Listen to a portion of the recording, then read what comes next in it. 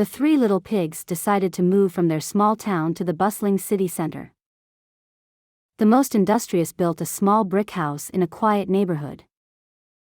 The second little pig, a little more relaxed, opted for a wooden apartment in a skyscraper, while the laziest settled for a modern dwelling made of thin sheets of metal.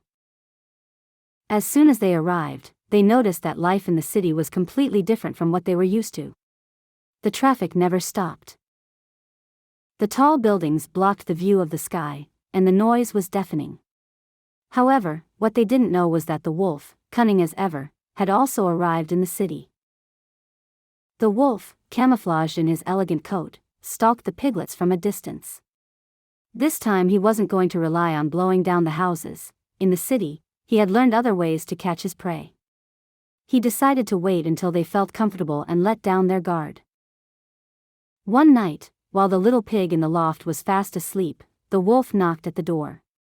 Little pig, let me in," he said in his disguised voice. But the little pig, knowing the wolf's wiles, replied, "Not by the hairs of my chin will I let you in." The wolf, instead of insisting, sabotaged the lock of the building and began to climb the stairs, but the little pig, hearing the noise, escaped through the window and ran to his brother's brick house. The wolf did not give up. The next day, he went to the wooden skyscraper where the second little pig lived. This time, instead of blowing, he manipulated the security systems and tried to sneak in through the back door. Fortunately, the second little pig saw him through the cameras and ran to warn the eldest pig, also taking refuge in the safe brick house. Finally, all the little pigs were at their older brother's house, but they knew that the wolf would soon appear. And so it was. That same night the wolf arrived in front of the brick house, but instead of trying to blow it down, he brought an excavator that he had stolen from a nearby construction site. The desperate little pigs thought quickly. The eldest of them, always the most ingenious, suggested an idea.